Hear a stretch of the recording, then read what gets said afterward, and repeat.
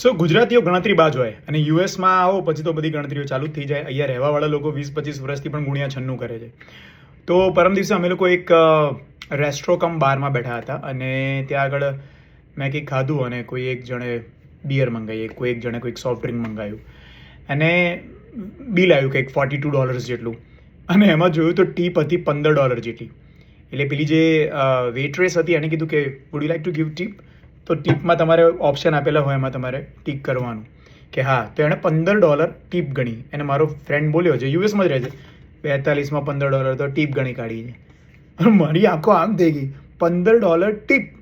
અને આખા દિવસમાં લગભગ એ 20 ટેબલને પણ સર્વ કરતી હોય તો 15 ગુણ્યા 20 $300 પર ડે વેઇટર અર્ન કરે. પછી આપણે લોકો શું કરીએ? મારી બાજુમાં બેઠેલો ફ્રેન્ડ એણે ગુણ્યા 96 કરવાનું ચાલુ કર્યું. સો મોર ધેન 25,000-30,000 પર ડે એ કમાય.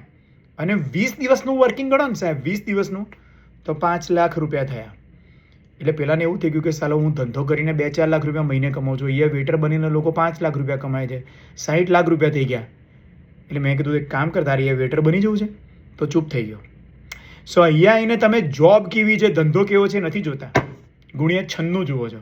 અને ઇન્ડિયામાં આવી જોબ તો કરાતી હોય, આવા ધંધા કરાતા હોય, આપણે લોકો કોણ છીએ તને ખબર છે ને, એવું જુએ છે. આ વસ્તુ મને ખબર પડી, પણ વેટર $15 એટલે એક ટેબલે સર્વ કરવાના વેટર કંઈ નહીં તો 1,500-2,000 રૂપિયા કમાઈ જાય અને દિવસમાં 25-30 હજાર રૂપિયા કમાઈ જાય.